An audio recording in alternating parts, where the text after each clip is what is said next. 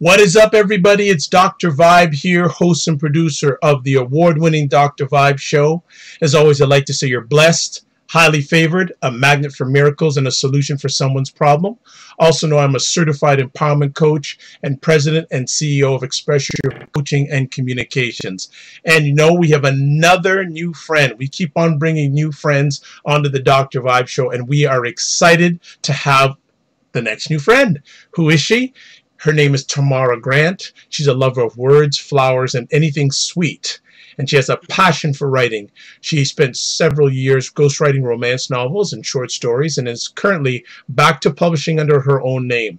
Obsessed with love and Hallmark movies, lattes, red lipstick, Tamara writes from a feminine perspective on love, relationships, and life. She's originally from Baltimore, otherwise known as Baltimore, Maryland. She spent 12 years working as a licensed clinical social worker in Atlanta and currently works as an intuitive life coach, helping women discover their divine feminine. A mother of two, a 13-year-old and a 6-year-old daughter, Tamara is an avid Baltimore Ravens fan who also loves boxing, MMA, and football. She's going to be sharing with us for the next few minutes about a little bit about herself, and also a great article called How the Divine Feminine Will Bring Back the Black Family. So welcome to our show, Ms. Tamara Grant. How are you? I'm doing good this evening. How are you? I am blessed, highly favored, a magnet for miracles, and a solution for someone's problem. So before we go any further, should you sign Kaepernick? Ooh, that would be...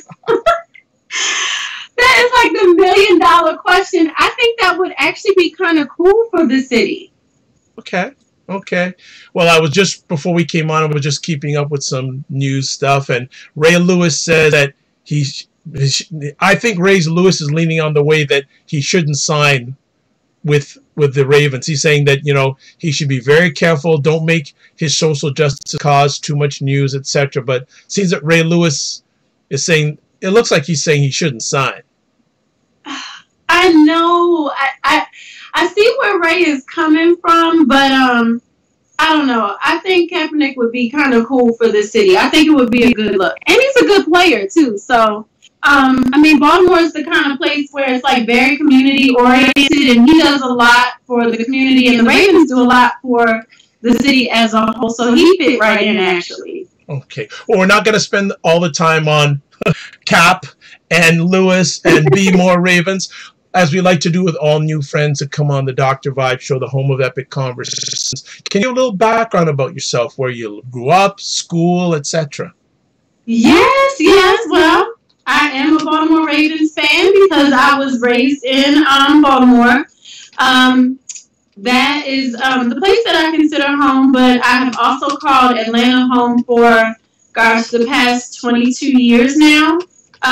Actually came down here in '96 to go to college and never left because it doesn't snow really down here. So, yeah, I went to school in Baltimore, went to college and graduate school here in Atlanta, and have called Atlanta home for quite some time now. What are your memories of growing up in Baltimore? Oh gosh, it's such a tight-knit place. I think I had a really great childhood. Baltimore is a rough place. Don't get it mistaken. It's a very rough place to grow up. But the people that I call family, they're not blood family. But I could pick up the phone to this day and they do anything for me. You know, I had a host of additional mothers and fathers and things like that. All of my friends' parents are like my parents. It's very tight-knit, very close-knit. So, I mean, I can't complain. I had a great childhood. Lots of good friends that, we met when we were single-digit ages. And, we're all close to 40 now, if not 40, and we're all still really good friends.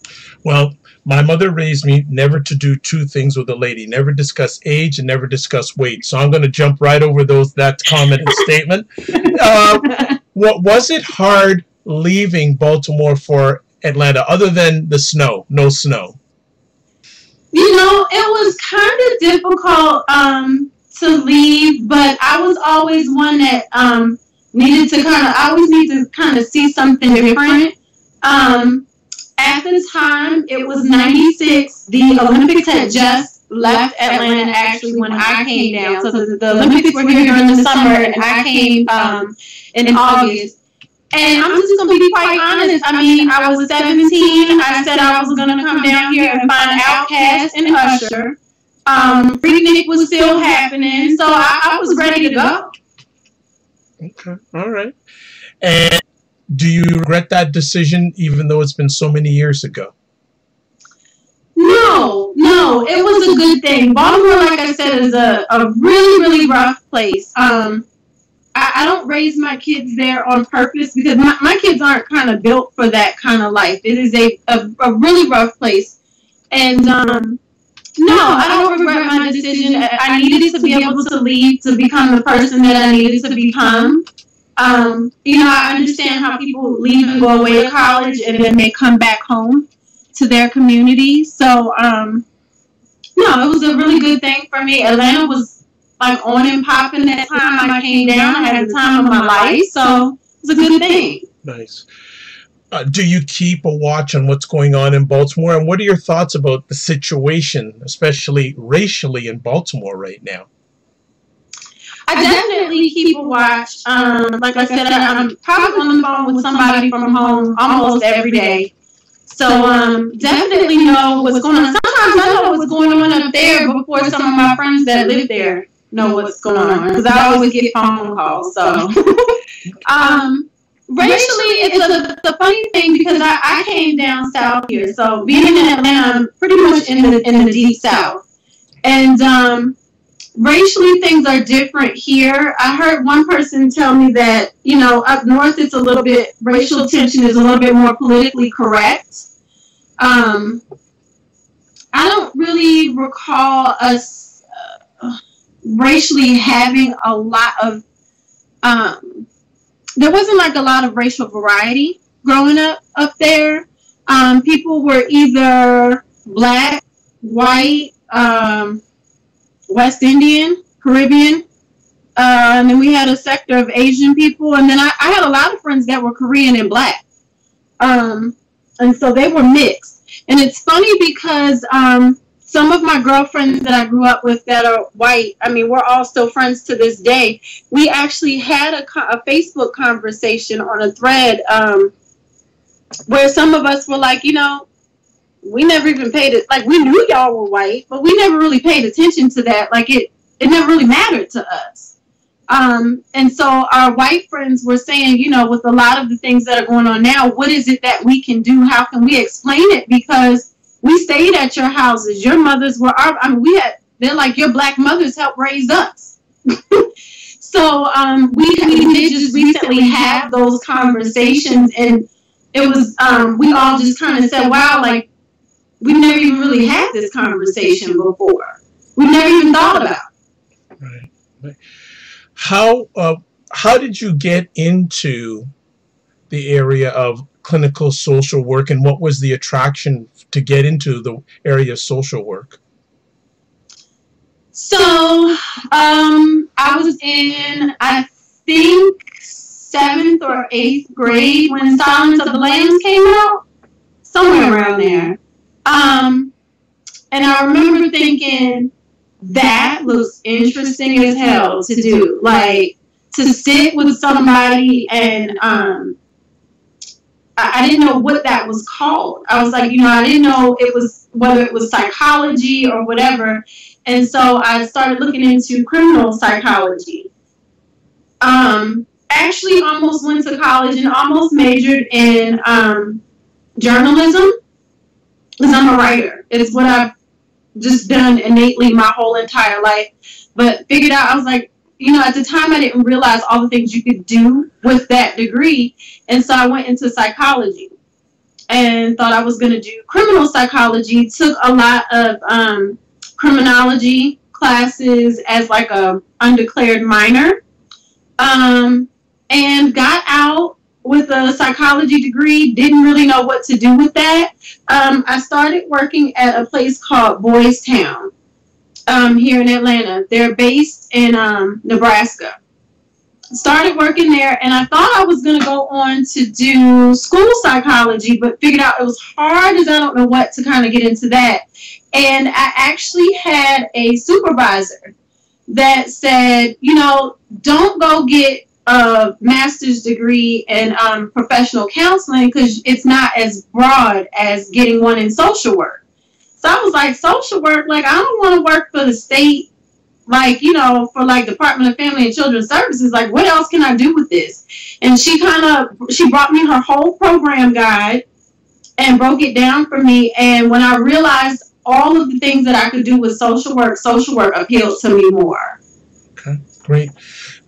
How, reflecting back on your time in the social work field, what memories do you have, and then what caused you to leave the field? You know, one of the things I pretty much, over the time that I worked with every age group. So from infancy on through working in nursing homes with people who are 80, 90 years old. So I pretty much ran the gamut. The one thing that always stood out for me, I always liked working with kids and teens. And, but it's seed planting. And so you don't always get a chance to know if you've made a difference. And so occasionally over the years, I will see a kid. I mean, those kids aren't kids now. They're probably almost 30 at this point. But I would see them from time to time over the years, and they would just walk up to me and say, oh my God, Miss Tamara, there was this one time you had this conversation with me, and they would give me the whole conversation verbatim and just be like, you know what? Nobody ever talked to me, or this really changed my life when we had this conversation, or they would tell me what they appreciated, and it would just be like, God, like, okay, that made it all worth it. I walked away from it, foolishly thinking I could walk away from something that's a part of me. I was burned out. Red tape and the way that insurance works to pay you is a pain in the behind. So, yeah, all of the politics behind what you can and can't do to service somebody and help someone, it really ethically, because, you know, we take a code of ethics. And so ethically, it bothered me, and I was just completely burned out. Understood. Then it makes me wonder, you're now into life coaching, but how is that different than the social work career for you? The major difference is the paperwork load. Okay. Like, you know, there really isn't much of a difference. The other thing is, when I did license professional, like when I was working as a professional therapist, I mean, people would always say, like, are you trying to shrink me? Are you trying to get into my head? That kind of thing. And so therapy still has a really negative connotation. And so people don't readily all the time come for therapy. But if you present it as like life coaching and present the empowerment piece and things like that to them, they're like, oh, I definitely need that. Because people will go get a business coach all day for things. And so when you present it that way, it's done a little differently. And I just kind of target things a little differently. It's not as in-depth in theory and things like that as therapy was. Okay. Yes, and it is important that people know there is a difference between life coaching and therapy. So I'm glad that you put it out there. Well, let's get right to the article because I know we have a limited amount of time. Yes. How the Divine Feminine would bring back the Black family. Where did you come up with this title, and why did you write it at this? Why did you decide to write it at this time? So the majority, 100% of what I write comes from conversations I have with friends. Literally, we'll be sitting and talking, and I always have pen and paper next to me because I'm like, oh, that's a good post, or that's a really good article. I was raised to be ultra feminine, and to understand what it means to be a woman and the power and the strength in being a woman. And so I was literally having a conversation with a friend of mine, and well, two friends, one male and one female. And with the male friend, you know, we were talking about things, and he was saying, he's like, you know, it's a lost art. Like, certain women just don't know how to be a woman, but they want this alpha male to kind of come through and take care of things. But that alpha male can't do that when you're too masculine. He's not going to do it. He's not going to be receptive to it. And likewise, when talking to my girlfriend, I was saying, you know, I said, these women are out here and they're just so upset over the word submissive. They're just so upset over what it means to actually be feminine. And I think we've been conditioned to say that we're constantly taking over the male role. I'm my kid's mother and father. That drives me crazy when I hear that kind of thinking. And so I said, well, you know, what happens when, as women, we actually act as women and work in our divine feminine to actually bring our homes and our families back, because we've systematically pushed the man out of the household and said that he's not necessary. And that's just impossible. Like, it makes no sense to me. Okay. Well, let's get to the first, one of the statements that really caught my attention in the article.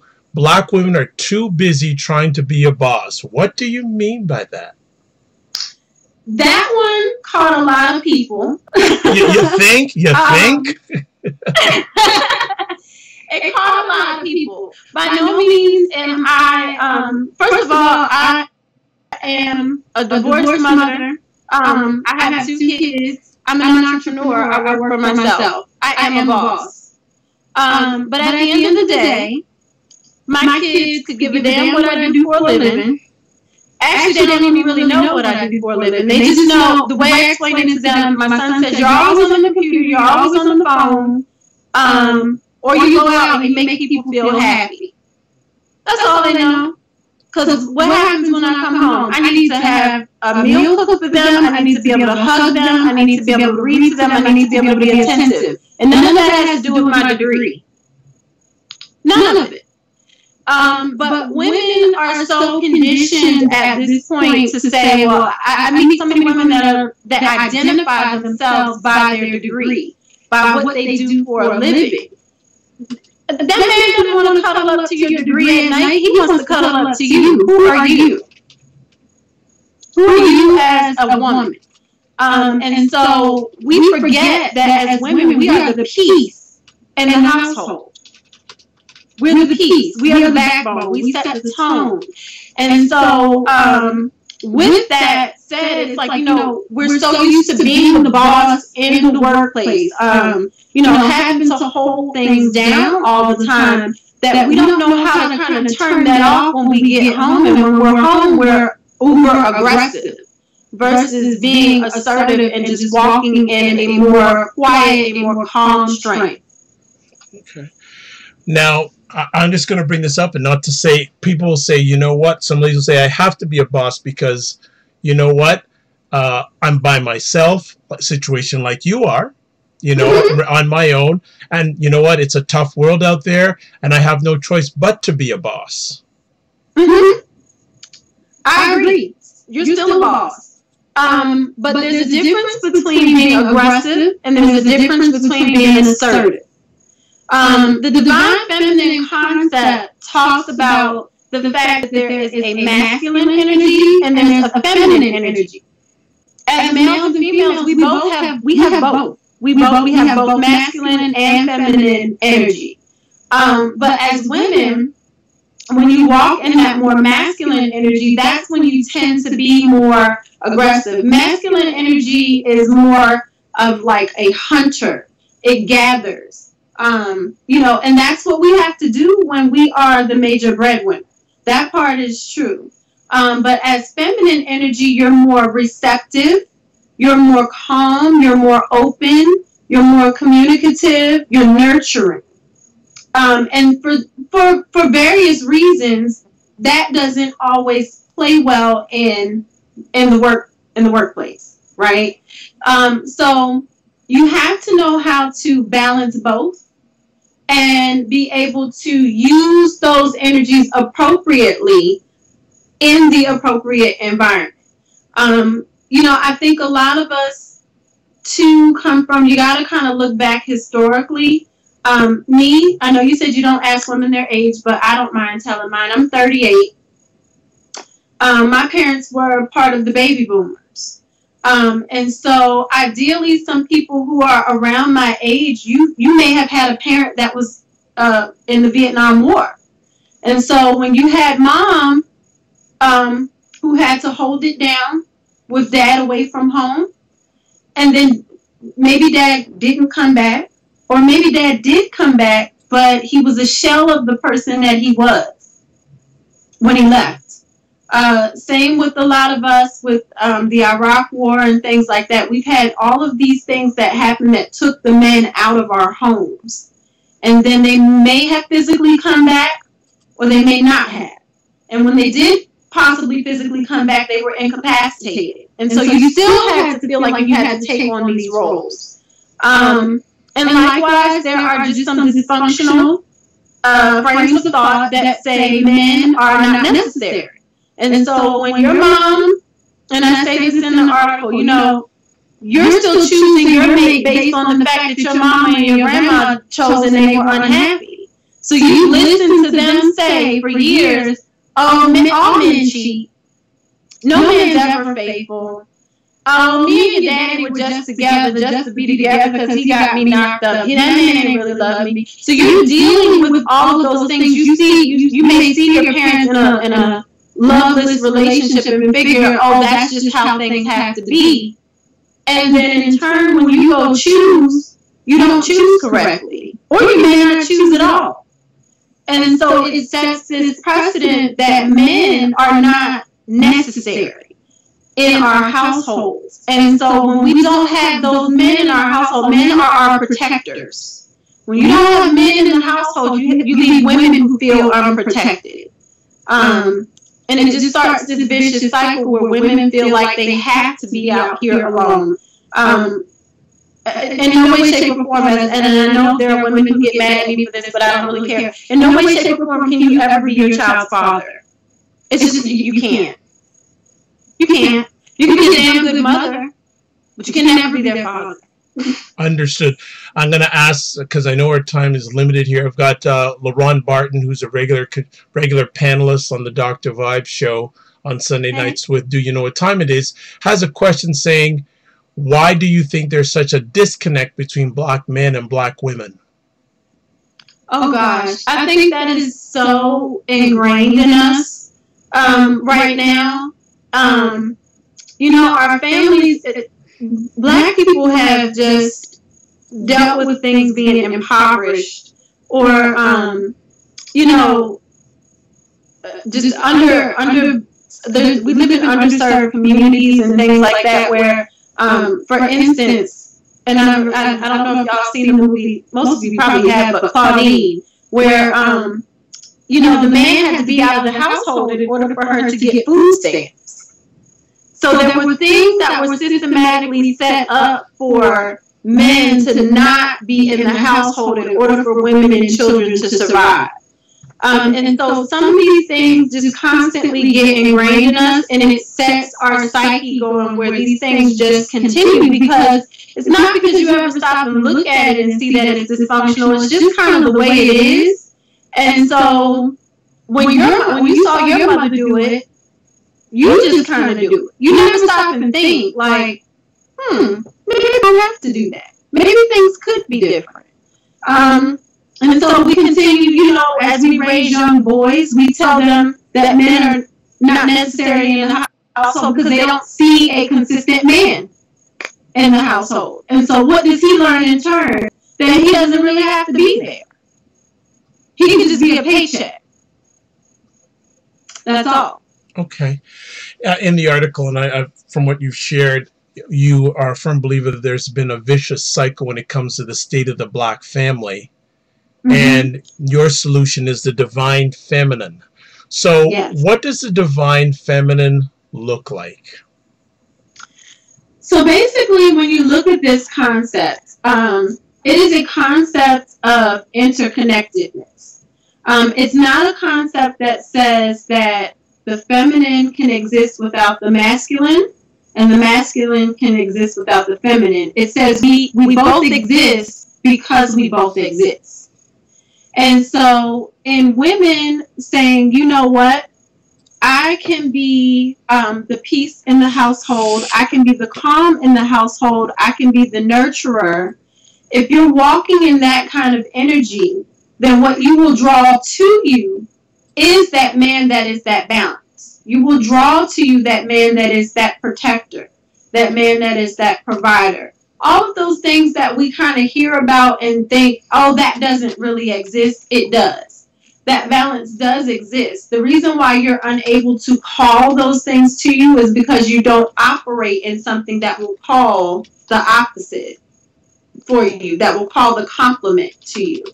And so with women, that it doesn't mean that there's not strength.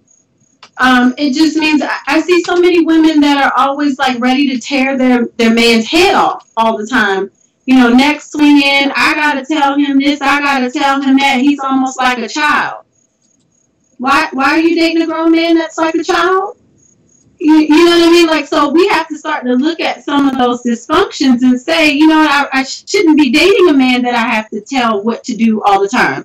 Do those men exist? Yes, they do. Man children exist. But why are you dating one? Like, what are you doing to better yourself so you vibrate higher, so you attract something different? And a lot of us don't realize that we are a product of the energy that we put forth in the universe. And so with that being said, if we practice more on being mothers instead of trying to be the mother and the father, because us trying to be the mother and the father throws things out of balance. Throws the universe out of balance. And so we operate more and focus more on being just damn good mothers, we will attract a man who is a damn good father, and we will have that synergy in the household where there's this united front that's presented to present a more healthy environment for our kids. You make a statement in your articles, quote, "It is up to us as women to bring back the Black family." What does that say about the ability of Black men to help bring back the Black family? Well, that's a good question. And keeping with the divine feminine, remember there's a synergy between the two. And so I know, and most women, if you have been a wife, if you have been in long-term relationships where you're managing your household, you know, as the woman, you are the backbone of that whole entire house. You are the reason why the house runs the way it runs. And so if we're kind of, you can't have your hand in too many pots. And so everybody has a job to do. And so if I'm over here and I'm being the woman in my household and I am contributing what I need to contribute, then I have no problem when my man is contributing what he needs to contribute. Because we're not overlapping. We're working in synergy and in conjunction with each other because we complement one another. It's not that what I do is better than him or vice versa. We are working together. So, like I said, that divine feminine energy, that whole concept says that there's an interconnectedness, not only with just the universe as a whole and with others socially, but there's an interconnectedness with that masculine energy and that female energy. We both need each other to survive. I've got another live viewer here, and a profound Allah. Thank you so much for tuning in, and he has a question for you. He says that you were raised to be ultra feminine. What do you exactly mean by ultra feminine? That's a good question. You know, a lot of people think that being feminine is, I jokingly say in my bio, I love red lipstick. I do love red lipstick. But it's more than just the outside. It is understanding that women are the creators of life. And what I went on to understand was just how that related to all of our chakras, and especially like operating out of our sacral chakra, which helps to control the womb. And so we are the bearers and the creators of life. And there's so much strength and power in that. I mean, literally, when you are pregnant, you share a body with a whole other human being. That's what you do. And that takes a lot of strength. And so women have had to be strong. And that kind of goes back to what else you were asking, too, about, having to hold things down. We have a boldness and a courage that needs to come out, but it's more being assertive versus being aggressive. And so growing up, I was always taught that, to be unapologetically a woman. And there's nothing wrong with being a woman. It doesn't make you a second-class citizen. It doesn't make you less than a man. But there are certain things that as a woman that you need to contribute, and that you need to do for your man, and that he in turn as your man will do for you. But yeah, it was more than just like lipstick and, cute hair and earrings and sandals and things like that. It was always, my mom always preached a lot about the power in being a woman, and having your voice heard without having to yell and scream. There's a way that you do that. This is interesting, and correct me if I'm wrong, but many of us were raised traditionally. Mm-hmm. And it seems that in today's society, it's taken a swing away from traditional, whether good, bad, or ugly. That's a matter of individual opinion. Are you saying there needs to be a little bit of a swing back, not all the way back, but a little bit of a swing back to traditional? Definitely. And I say that coming from a home where my parents were divorced, my divorced mother taught me this. She came from a home where her parents divorced, and yet she still taught me this. The couple that I looked up to were my father's parents. They were married for 60-something years. So for me, they're the archetype of what a healthy couple should be. And they taught me a lot about the balance between the man in the household and the female in the household. But like I said, my mom, she was like, look, I'm divorced. Me and your dad didn't work out. But still, I think traditionally things should kind of go a certain way. You kind of play this role in your household. And so, yes, I think that there does need to be a little shift back. It doesn't mean that as a woman you need to be at the house being Susie Homemaker. It doesn't mean that. If you are, that's totally fine too. But women can go out, we can work, we can manage our household, we can take care of the children, we can do all of these things. But with all things, there needs to be some type of balance. But yeah, we definitely need some traditionalism in the household. We do need two-parent households and two-parent healthy households. Because there are lots of two-parent households where the two parents are there and as spouses or mates, they're absolutely miserable. And that doesn't help anybody. I see where you're coming from. I think some of the challenges with this is that, one, the divorce rates are so high. Mm-hmm. And number two, most people learn from duplication. So if you're, it'd be interesting to know how many couples out there know other couples. Because a lot of times especially if you get older and you're divorced, a lot of the people you know are also divorced. People hang around with the familiar. Yeah. Yeah. So what do you see as breaking this cycle?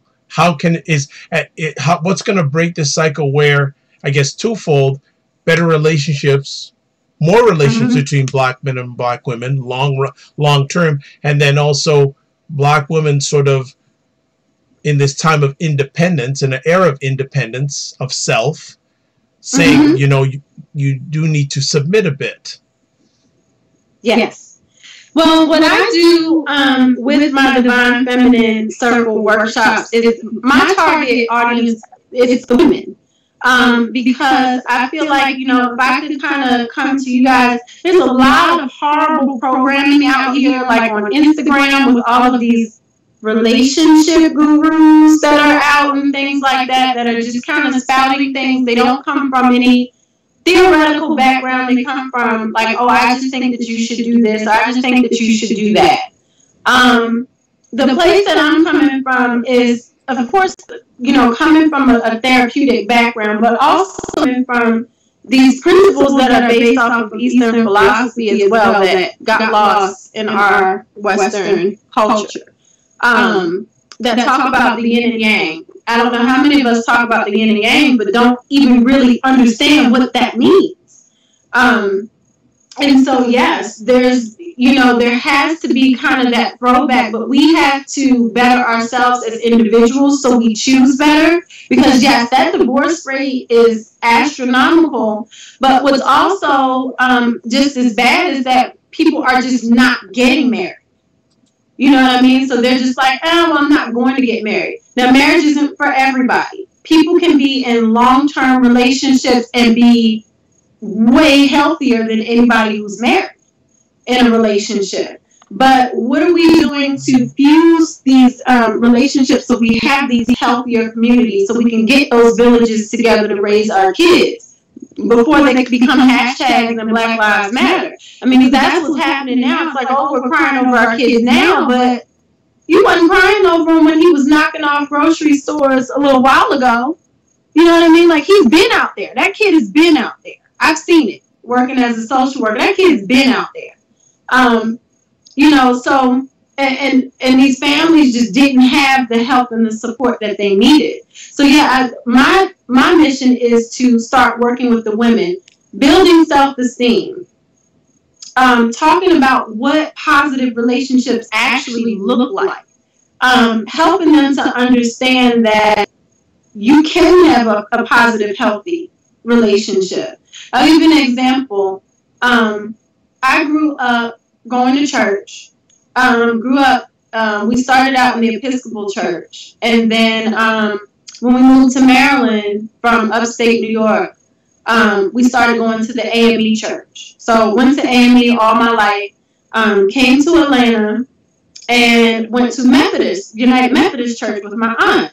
So it's always something like Methodist, Episcopal all the time in my life growing up. But I remember as a teenager kind of going to Baptist churches with a girlfriend of mine and absolutely loving it. So I think I was probably like mid-20s or so, and I was just kind of like, why am I going to a Methodist church all the time? Like, So I started kind of thinking about it, and I was like, well, I always kind of liked the Baptist church, so I started church hopping and, you know, figured it out. Ended up going between non-denominational and Baptist. But it took something in me to say, I can go to any church I want to. Like, I'm grown. I can do that. And so what happens is sometimes we don't shake off all of that childhood stuff. We just continue to lug it and carry it with us and own it too much. Instead of stopping and saying, I'm a grown adult. I can get rid of that. And I can start over and create a new script. Nice. Well done. Well, I know it's going to be, we're going to have to start winding down time-wise, but I do want to get one or two more thought processes or commentary. In your article, you mentioned in a little bit of detail the importance to the divine feminine situation of sexual versus sensual. Yes. Could you expound on that for our listeners and viewers? Well, that could probably be like a whole show. Well, okay. Well, you know what? You can do high level now, and if you want, you're like I mentioned to Ms. Grant before we started, she is more than welcome anytime to come back. So she'll give a little high level now, and let's see if we can beg her to come back and get deep into the whole difference between sexual and sensual. And if that topic doesn't get viewers, I don't know what's going to. But go ahead, give a little short synopsis in regards to this. So basically with that concept, talking about what it means to be a woman. A lot of times, like we kind of mentioned before, you think of the overt things. So overtly, what do women have? We have breasts. We have vaginas. We wear makeup. We have, nail polish. Like, you look at all of those things that makes you a woman. And so what women do is, once again, assertive versus aggressive. Assertive says that I'm confident. I know who I am. I know what I want, and I'm going to ask for it. Aggressive is like, I'm going to just kind of throw it at you, force it on you. Aggressive usually uses the word force. It's like something that, is unexpected, but it's kind of driven at you. And so what happens is, a lot of times women think that they're sexually liberated because they're out, because you can sleep with whoever you want, however many people you want. But that doesn't make you liberated. Liberation says that I can, but I don't, and I'm very specific about what I do and what I choose, because I know how to call certain vibes to me, and that I can use discretion about where I place my energy. And so a lot of women are very confused about that, especially in the day of social media, where, you can just post anything, anywhere, anytime, and people post a lot for likes. And so, you have a lot of sexual behavior that is overtly put out for attention. Versus learning how to essentially just be. Like, I always give the example of Selma Hayek. She's not sexual, she's sensual. She could probably have on a white t-shirt and some sweatpants. She'll be a very sexy, sensual woman. Because that is just who she is from her core. And so that kind of thing just comes from the inside out versus just being seen on the outside. Okay. Good high level. She's going to get into it deeper on another epic conversation. So you finish off your article by saying, walking in our divine feminine, and you're referring to ladies here, requires a divine masculine counterpart, a respect for the balance and the synergy between the two. That the moment we as women understand the true power in our feminine reaches far past our vagina and sexual prowess, we can walk in the power that will be rebuild and revitalize our families. Do you have hope that this will be reached? Yes. That's the type of person I am. Okay. I definitely think so. Is it something that happens large scale? Not immediate. Because we have to overturn just centuries of this kind of thinking. And it's not a new concept. This by no means is anything new. It's centuries old. But it's something that needs to be introduced to us where we're comfortable with it, and we know that it works. We have to see it start to work in other people's homes before we say, oh, that could be me too. So like for me, a lot of the things that I do, I don't mind showing other women. So when I go for meditation, or certain practices that I do, I show other women, and they're just like, oh, that works for you? Let me try it. That's how that works. Okay. And she finishes off her article with until then ... So that she just covered the until then. So she's got a lot of things going on. She has a very positive, productive schedule. So we just like to say thank you to Tamara Grant. Thank you so much for sharing with us this evening. What is up next for you?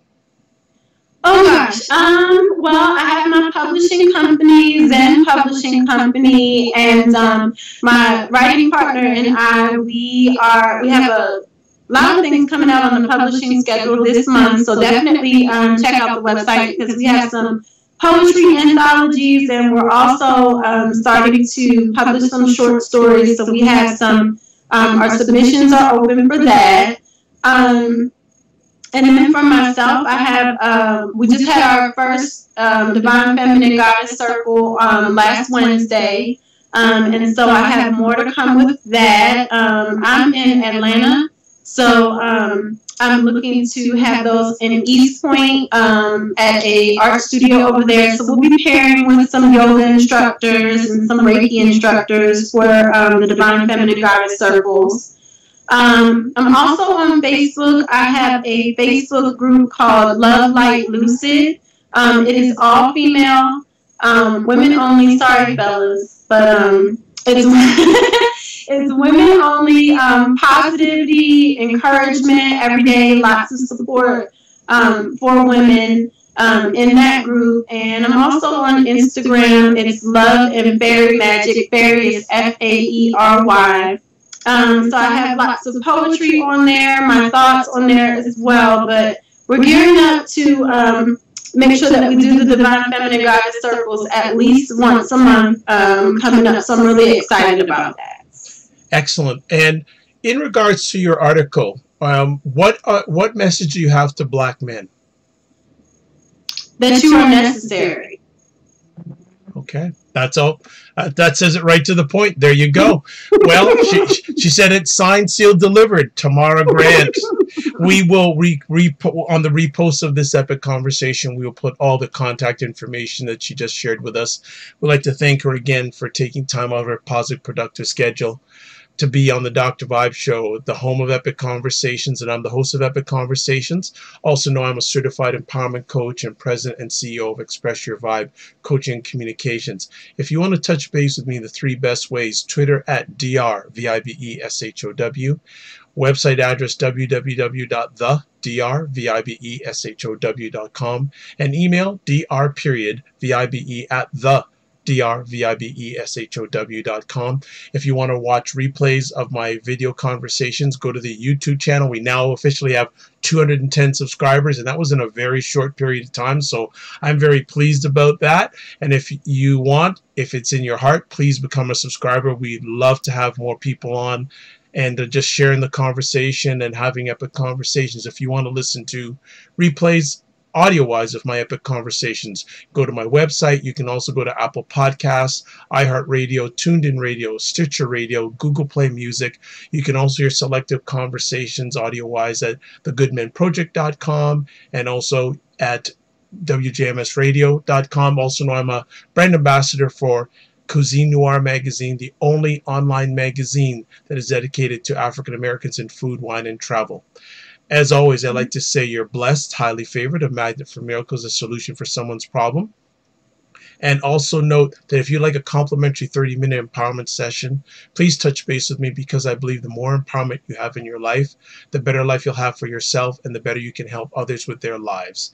And as always, remember, sometimes you have to get smaller to get stronger. God bless. Peace be well. Keep the faith. Thanks for taking time to watch a conversation either live or on replay. And coming up tomorrow night at 9:30 Eastern Time, Stuff is back. The Wednesday night weekly epic conversations, international conversations with myself here in Toronto and Jazz Keys in Rockford, Illinois, which is just outside of Chicago. We're going to be talking about Black women and entrepreneurship. And Jazz is an entrepreneur herself. And we also have a lady from Toronto who's been an entrepreneur for 10 years. So we're going to have an international conversation about Black women and entrepreneurship.